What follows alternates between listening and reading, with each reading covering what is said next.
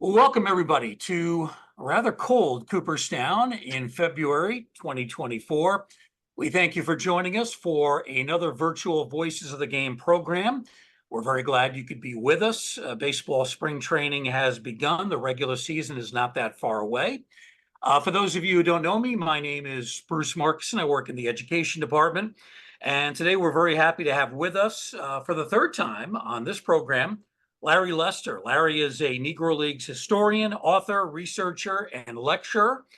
For about 30 years, he was the chairman of the Society for American Baseball Research Negro Leagues Committee. By the way, that committee hosts the annual Jerry Malloy Negro Leagues Conference, which is taking place in Cooperstown this year from June 6th through the 9th.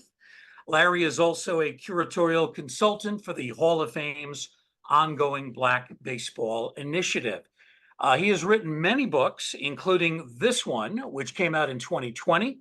It is called Black Baseball's National Showcase, the East-West All-Star Game. And that is going to be the primary topic of our conversation today. Larry, it's always great to have you on the show. Welcome back to Virtual Voices of the Game. How you doing? Doing great, Bruce. Thank you for having me again. Looking forward to a conversation. Yeah, absolutely. And this year we're going to be talking about something historical that has a direct tie-in to something that we're going to be doing at the Hall of Fame. Something a bit new this year. We've had a Hall of Fame Classic for a number of years, but this year the game has been reconfigured as the Hall of Fame East-West Classic. We are going to pay tribute to the East-West game, which was a big part of the Negro League schedule for many years, beginning in the 1930s, continuing into the 1960s. The staging of this Hall of Fame East-West Classic is going to be May 25th, right in the middle of Memorial Day weekend. That's Saturday afternoon. And it's also the same weekend that we are going to be opening up our new exhibit, The Souls of the Game, Voices of Black Baseball. And just to run down what's going to happen that day, May 25th, 9 a.m., we'll have the ribbon cutting ceremony for the exhibit. Larry's going to be there. 12 noon, we'll have the Home Run Derby preceding the Hall of Fame East-West Classic. Larry won't be in the Home Run Derby, but he'll be at Doubleday Field to watch.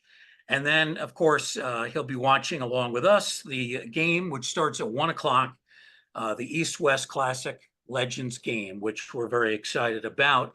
And Larry, we are going to spend most of our time talking about the East-West game, and it's such a significant topic that you did write this entire book about it. Let's begin with how the game got started. Way back in 1933, sports writers Roy Sparrow and Bill Nunn and Pittsburgh Crawfords owner Gus Greenlee were all involved. Tell us the story of how they came up with this idea. Well, we go back to 1933. We're coming off the post-Depression years from 1929 to 1932. So the Negro Leagues are trying to reboot. They need to rebuild their brand, and Roy Sparrow comes up with this idea about the East-West game. He was a assistant secretary to Gus Greenlee, the owner of the Pittsburgh Crawfords. So he said, this is an opportunity for us to bring the best Black talent from the East and the West, or the North and the South, to play at one central location, Comiskey Park in Chicago. So after much discussion and looking at the 1932 East-West League, which failed to survive the full season, there was still some apprehension about if the East-West All-Star game would come about. It was played in September of that year and drew about 20,000 people. So we're thankful for the persistence by Gus Greenlee and Roy Sparrow and Dave Hawkins and Bill Nunn and other sports writers who pushed the effort, moved that needle forward to make this game happen. So Larry, did Gus Greenlee foot the bill for the game? Did he pay the expenses? According to what I've read in contemporary accounts, he paid 100%. As you know, he was a numbers runner, so he was accustomed to gambling. And he took the big jump and paid all the expenses to rent Comiskey Park, and the rest is history. Earlier that summer, 1933, we have the first Major League All-Star game between the stars of the American League, the stars of the National League. Do we know if Sparrow and Nunn and Greenlee, were they influenced by that? Was that a motivating factor for them to want to have these Negro League teams involved in an All-Star showcase? Well, I think the discussions, Bruce, has started as early as 1932. Hmm. Uh, Sparrow and Bill Nunn were talking about a North-South game. So the idea for East-West Classic was already seated in their minds. Now, the Major League game may have prompted them to move forward. I really don't know if one had to do with the other. The decision to go to an East-West format, was that rooted in the fact that we didn't just have, two neat and tidy Negro leagues? I mean, every year it was kind of different. Sometimes there were multiple leagues, like more than two. Sometimes there was only one. Was the decision to kind of break up the teams geographically based on that? Oh, most definitely. Most of the Eastern teams were along the Eastern Seaboard, like what you have pictured here, the Grays, the Baltimore Elite Giants, the Newark Eagles, the New York Cubans, Philadelphia Stars, versus the Western teams, like the Kansas City Monarchs, Detroit Stars, Chicago American Giants, and so forth and so on. There were very few teams in the South, like the Memphis Red Sox, as you know. We didn't even have the Atlanta Braves at that point. Very few teams were in Southern states. So the name East West was just more appropriate at the time. And of course, at the time, both in the American and National League and the Negro Leagues, you really had teams in the eastern part of the United States, the Northeast, and you had the Midwest. Not much representation in the South, and certainly not representation in the Pacific part of the country. You had the Pacific Coast League, which was considered minor league, but you didn't really have major league Pacific Coast teams at the time. So the Western teams are essentially Midwest, the Eastern teams essentially Northeast. Larry, I'm curious about how the balloting was done for this, because you didn't have as much media back then. It was all done through newspaper? Well, yes, you could. Ballots were printed in the Pittsburgh Courier, the New York Amsterdam News, Chicago Defender, Kansas City Call, and the Baltimore Afro-American, among several Black newspapers at the time. You cut your ballot out and you mail it into the office. This is a very important thing to remember in the Black community, as many Black Americans did not have the right to vote until the Voting Rights Act of 1965. Before then, we were subjugated to passing a literacy test, or there were some restrictions at the polls where we were not allowed to vote unless our grandfather had voted.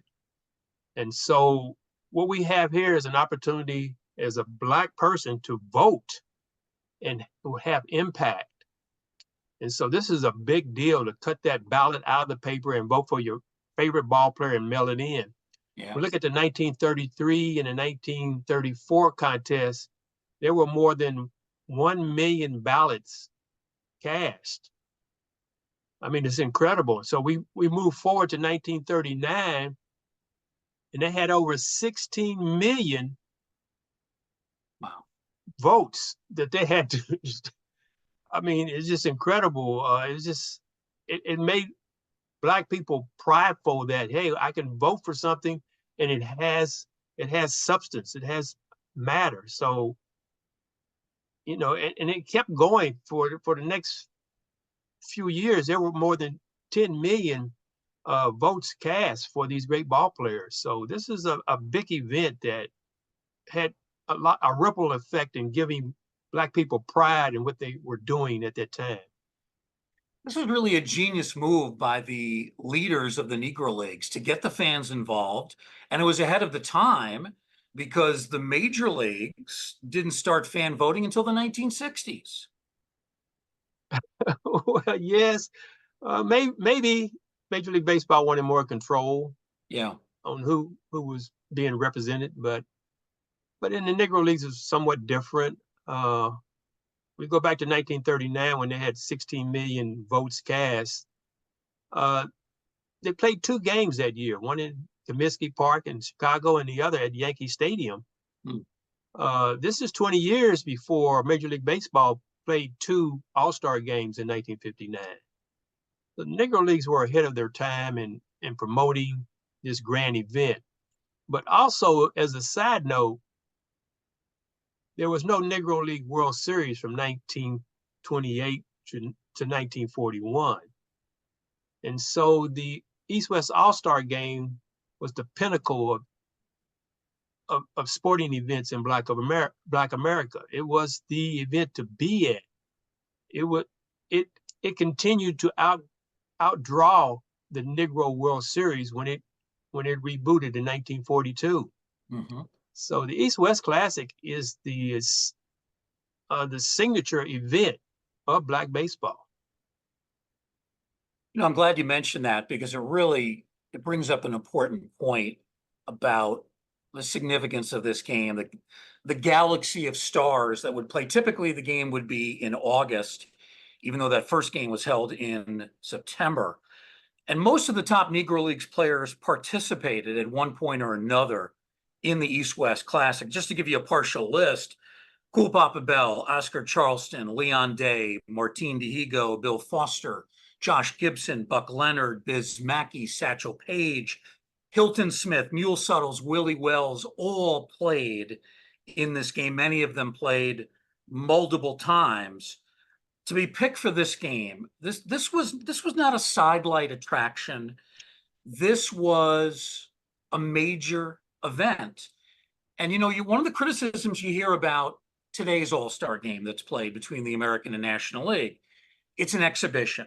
The players don't necessarily go all out to win. There's a lot of kind of, players on one team glad hand the players on the other team. My understanding is with the East-West Classic, these guys, they didn't treat this like an exhibition. They were all out to win. This was like almost a postseason game. It was that kind of a flavor, correct? You're most definitely correct, Bruce. They were very serious about winning. When we look at the play-by-play, you can tell that there was strategy being used. Like that first game, the West team wanted to win so bad that they kept Willie Foster in the game for all 9 innings. Hmm. It was not that three innings and out rotation that we see today or Yeah. less. But no, the game was very serious. If we look at the 1935 game, I think that shows how important it was to win when they had walked Mule Suttles, who was one of the greatest home run hitters ever. They intentionally walked him 4 times in the 1935 game. Wow. And they had to face him in the 11th inning with two batters on. And he took Martin Dihigo yard for a 3-run home run to beat the team, the All-Star team 11-8. So they were very serious about winning.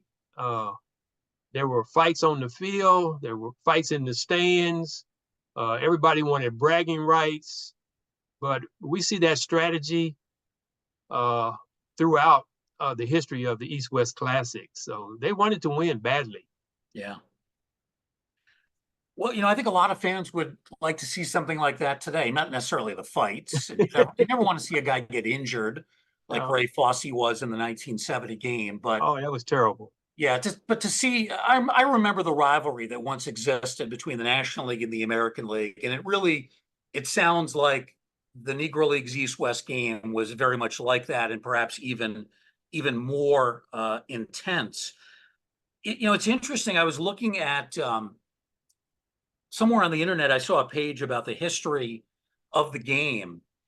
And I mentioned all the great players who played. The guy who was actually picked for more East-West games is actually not a Hall of Famer. He's not that well known. Alex Radcliffe. He played in 13 of these games. It's kind of interesting. Yes, Alec Ratcliffe, Double Duty's younger brother, played in a record 13 games. He's tied with Buck Leonard for the most appearances.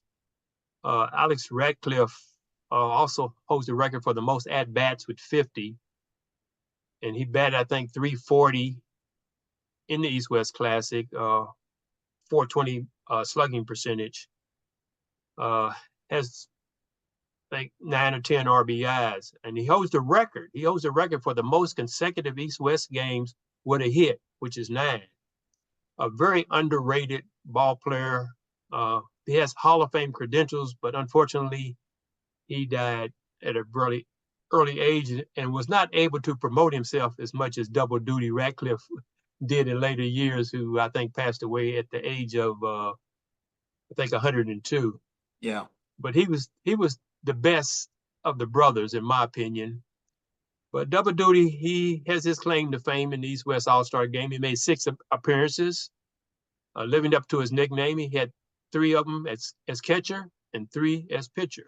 Yeah. So the Ratcliffe brothers have a lot of trivial historical notes. You know, they played together in 1943 for the same team, Chicago American Giants. And I think in 1937, they became the first siblings to take the field, of course, with different teams. So Yeah. a lot of history with the Ratcliffe brothers. Larry, the game was played most of the time, large percentages of the time in Chicago at Comiskey Park. It didn't rotate like the All-Star game we know of today to different sites. Why was that the case?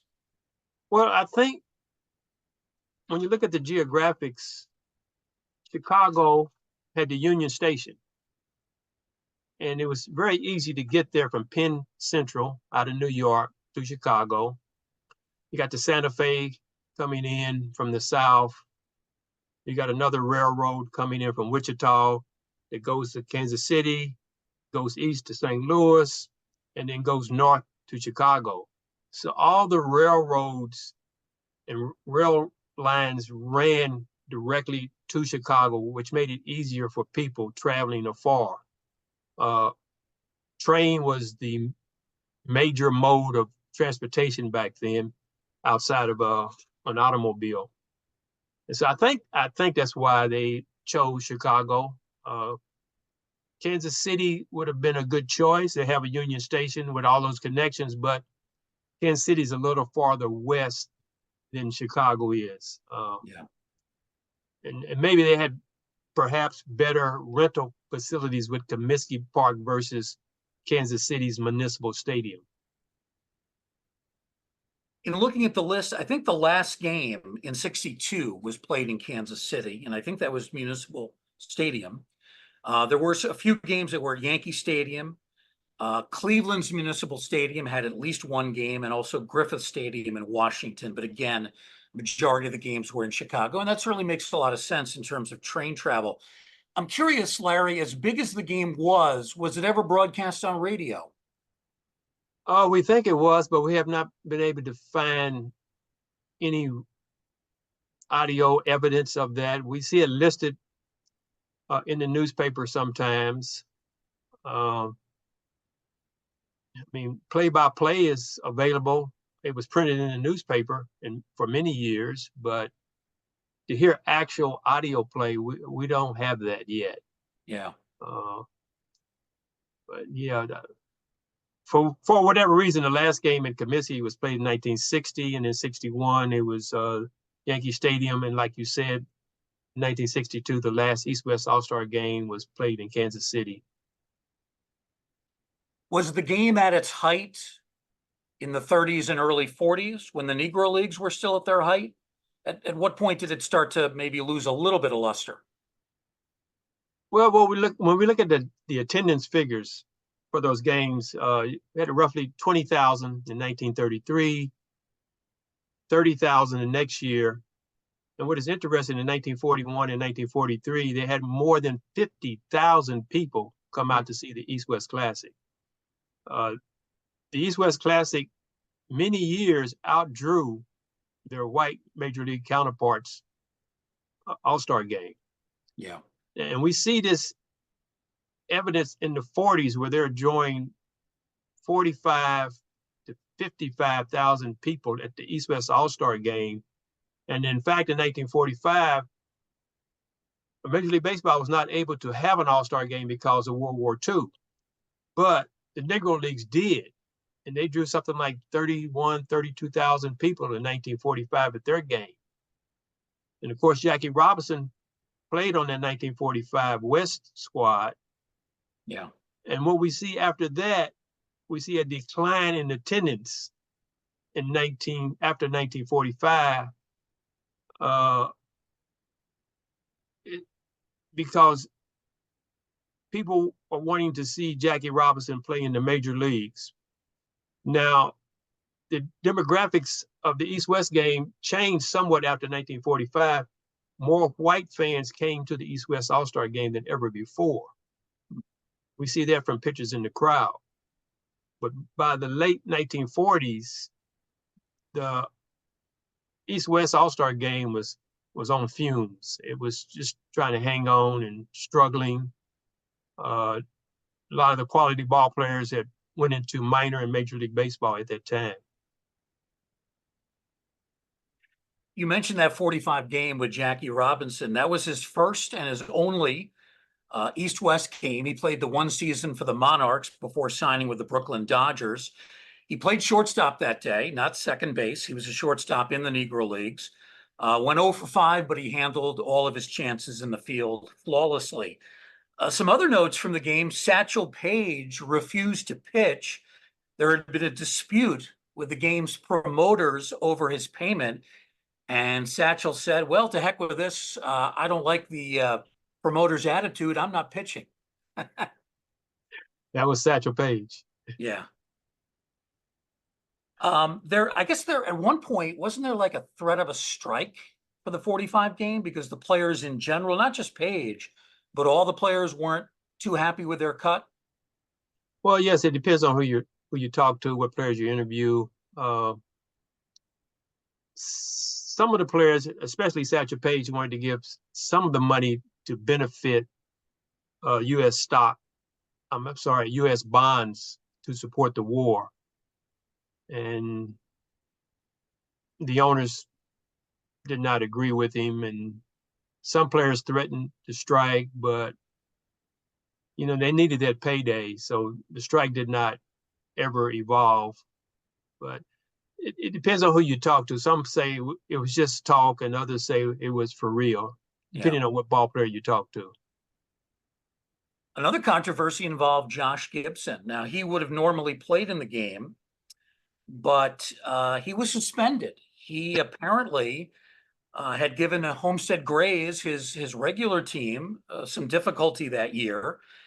They suspended him for, quote, flagrant and consistent training violations.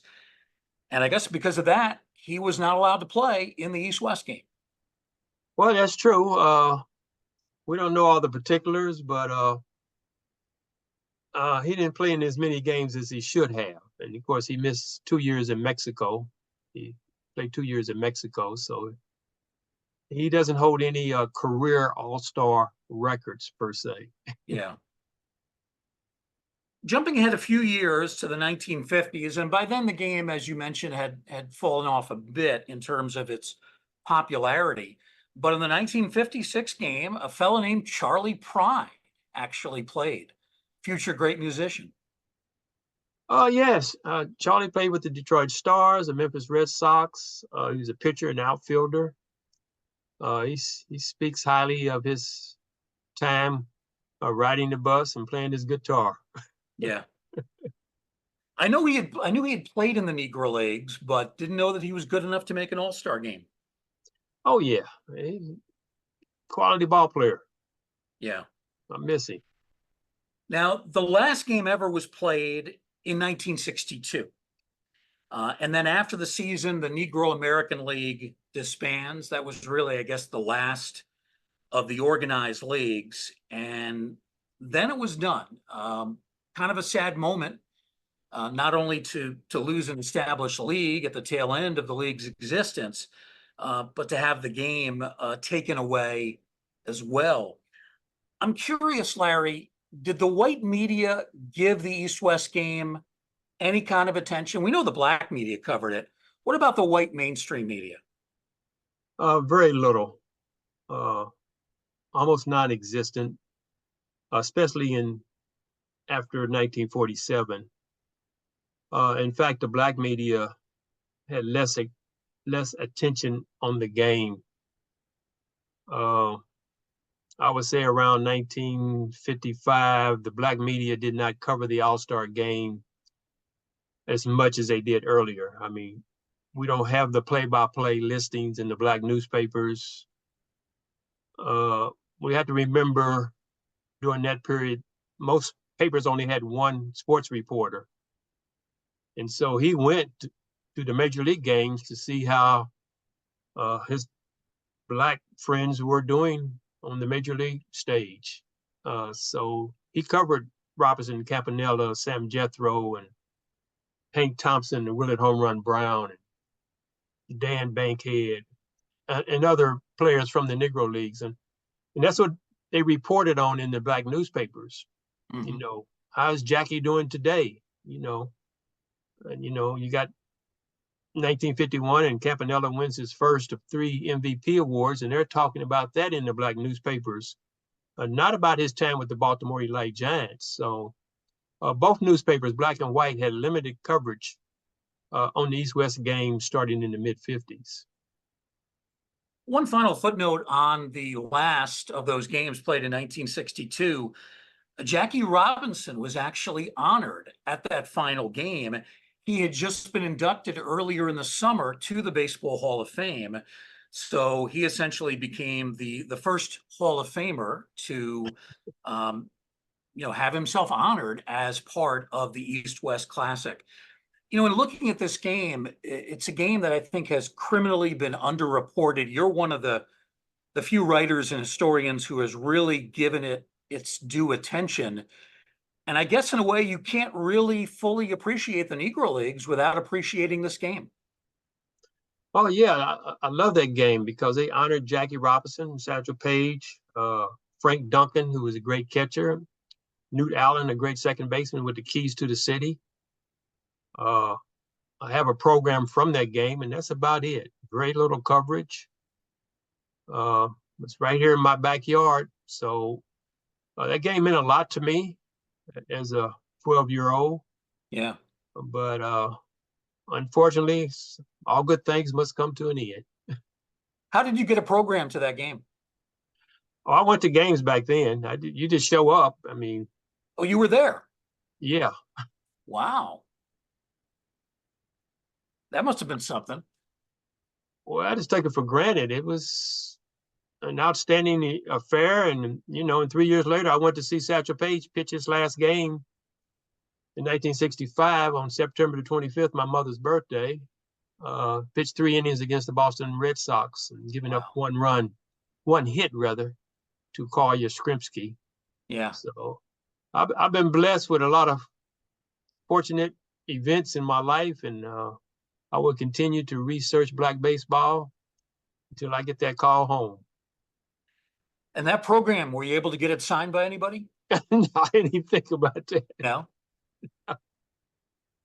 Well, it's a great piece of memorabilia to have from the final East-West game in 1962. Again, that East-West annual All-Star game took place 1933 to 1962. Some years, as Larry mentioned, there were multiple games, most of the games in Chicago, but a few in some other locations as well. Larry, you're deeply involved with the Hall of Fame's ongoing Black Baseball Initiative. It's going to be culminating with the opening of our exhibit, The Souls of the Game, Voices of Black Baseball. That is also coming up May 25th, the same day as the Hall of Fame East-West Classic. And I want to talk about a project that you've been involved with as part of the Black Baseball Initiative. You recently went to Arizona. You met up with Hall of Fame President Josh Rawitsch, and you personally conducted interviews with some Black players of recent vintage. 3 of them are shown here: LaTroy Hawkins on the left, Edwin Jackson in the middle, and Howie Kendrick on the right. What were some of the broader topics that you talked about, and where are these interviews going? I know they're going to be part of the exhibit. My guess is the interviews will be going into some archival uh place where they can be brought up. I think the objective was during the interviews is to talk about their experience as a black man coming up through the system. We had some great interactions and talked about some cultural challenges. Uh, Sometimes these players came from environments like myself where they never saw a white man until college or until they got into minor league baseball. We lived in a very segregated society in the 50s and 60s and 70s. So LaTroy Hawkins was a prime example of that growing up in, I think, Gary, Indiana. Uh, Population roughly 75% black. At the time when he came along, they had a black mayor. And so when he got out of his neighborhood, he saw a white face for the first time. But he was a lot of fun to interview. He spent about 20 years in the major leagues, stood about 6'5", 6'6", in great shape, had a great attitude, and we talked a lot. And as you know, he's the godfather to our Kansas City Chiefs quarterback, Patrick Mahomes. Hmm. So we had a lot of great times. And is that Edwin Hawkins in the middle? Edwin Jackson. Edwin Jackson, yeah. Yeah. He's the first German-born pitcher to throw a no-hitter. He looked like he was in great shape. He's about 40 years old, still very muscular, great interview, great personality. He must have had interesting stories because he pitched for everybody. I think he pitched for like 13 teams. Yeah, yes, he did. He was cool. He had his hair up in braids that were really nicely done. uh, really a great guy. Uh, and Marvin Freeman, he's about 6'6". Starvin Marvin, he was a jokester, cracking jokes the entire time, and he threw BP batting practice a few times. He said he regretted later the next day, but and Howie Kendricks that you're showing, I think he was on that 2019 Washington Nationals World That's Series right. team. Yeah. It was NLCS. Had a big hit in Game 7. That's right. Yeah, so another great interview. Just two black men talking, uh, and Josh would jump in and really keep us on on task and focus on while we're there.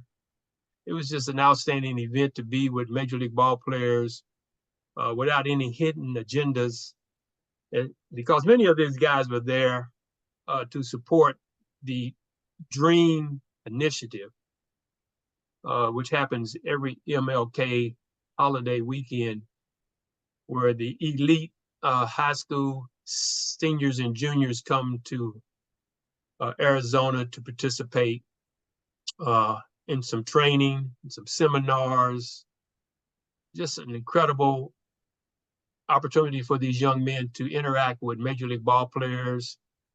They had trainers around the clock. They went through drills. They even had a barber on site 24/7. So these young ball players, these up and coming stars, are just overwhelmed with this 5-star treatment. So it was just a good experience for me just to be there and see what Major League Baseball and USA Baseball are doing to promote an increase in African American participation in Major League Baseball. It's down to 6%. We need to get it back up to, say, 12 or 13%. Yeah.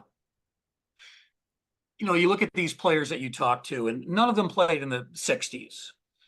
They didn't experience the old-fashioned hardcore Jim Crow segregation. But that doesn't mean it was easy for them. That doesn't mean that they, didn't have problems in terms of bigotry.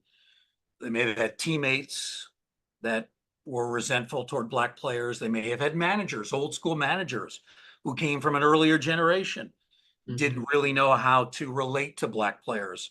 I imagine you talked a lot about that with them. Well, yes, that's the cultural shock that um, many Black Americans face even today, but more so or during the 70s and 80s when these players came along. When they walk into a clubhouse or locker room, it might be the first time that a white player has seen a man of color. And so the stereotypes kick in, uh, especially for black pitchers. The loneliest place on the ball field, they talked about that. Uh, when you're on the mound, you're in control, and you really don't have somebody next to you that you can whisper to and to get that moral support. You're out there on the mountain by yourself. You're the king on the hill. So the team is depending on you, and your closest communication is hand signs from the catcher. Hmm. And so there's some hidden barriers there, not just for black pitchers, but for white pitchers, but more so for black pitchers in that they just don't have that connection to their teammates when they're standing on the mound. So they have to be mentally tough to get through any situation. I believe one of the players you talked to has also been a manager, Jerry Manuel. He probably has a couple of different perspectives that he could have given you. Yeah, Jerry Manuel was great, a very humbled individual. You could tell he was astute, very highly intellectual, and I congratulated him on his 2000 Chicago White Sox when they won it all. I think it was 2000. But he had that great team with the Big Herd and Carlos Lee and Harold Baines, a Hall of Famer on that team. And uh, it was just interesting to understand how he had to come up through the system and prove that he was capable of managing a major league team. Yeah. And we should mention many of the players that Larry talked to are scheduled to be participating in our Hall of Fame East West Classic. And along those lines, we have a number of Hall of Famers who will be serving as managers and coaches. The roster of Hall of Famers, they'll be in Cooperstown May 25th. You've got Ken Griffey Jr., Eddie Murray, Ozzie Smith, also Harold Baines, Fergie Jenkins, Jim Cott, Fred McGriff, Jim Rice, Lee Smith, and Dave Winfield. And there may be more that will be committing to work as either coaches or managers. And in terms of the players who will be participating, we mentioned some of them, some that Larry talked to, but also Prince Fielder, Curtis Granderson, Adam Jones, the Upton brothers, BJ and Justin, and also Dontrell Willis, who was a great pitcher in his early days, all scheduled to take part in the game coming up on May the 25th. By the way, if you're interested in going to the game, you can purchase tickets to this year's Hall of Fame East West Classic by calling 888-325-0470. Again, 888-325-0470, or you can visit the Hall of Fame's website at baseballhall.org. So we're looking forward to all of that coming up. We have just a few more minutes with Larry, and we had some questions from our audience. Some folks have posted in the chat room. So let's go to some of those. First one comes to us from John Graff. Larry, could you talk a bit about the role of the Sleeping Car Porters Union in getting the publications with East-West ballots into the hands of fans who wanted to vote? Oh, of course. Sleeping Car Porters, they would get copies of the Chicago Defender and the Pittsburgh Courier, the number one and number two black newspapers in the country. And they would distribute the newspapers to patrons on the trains. This is how you spread the good word. You read the paper and you leave it on the seat for the next passenger. And sometimes it would be good, and other times there'd be a hole in the paper for somebody that cut out the ballot and mailed it in. Yeah. But thanks, John. That's a good friend of mine. a great historian, writer. But yes, the sleeping car porters made a big impact in spreading the news via uh, black newspapers. Interesting. Another comment comes in from Martin Brody. He's one of our regular watchers. With the Negro Leagues being recognized as part of Major League Baseball, I would promote the production of an updated encyclopedia of baseball, including all players' lifetime statistics. And that, of course, would include the players from the Negro Leagues. Your thoughts on that, Larry? Well, I would like to see that happen, but it's just not that simple to integrate stats from a black league and a white league. You got two data sets, and statistically they don't match uh, for the quantity of games played or not played. So that's a question that we will try to answer in the next year or two. I am on a advisory group to address that problem, but we don't have the answers yet. Yeah. It would be unfair to try to speculate what the final product may look like. Do you think, Larry, also that we're still in the process of updating the Negro Leagues numbers, that they may change over the next few years? They may change somewhat. I think we have 90 to 95% of all the games that are out there. But as soon as I say that, I find another 2 or 3 games tomorrow. Yeah. That are not in the database. But it doesn't change. What I'm trying to say, it doesn't change the career home run leaders, the career batting leaders. We're looking at a change of 1 or 2% of the total data set. So at the end of the day, Josh Gibson will still be the career home run leader. Satchel Paige will still be the career strikeout king, et cetera, et cetera. It doesn't change their position in the pantheon rankings of the ultimate all-time greatest ball player ever. The greats will still be great. Yeah. One final comment here. It's kind of a suggestion from Michael. Larry, why not make all these interviews you've done into a book like The Glory of Their Times?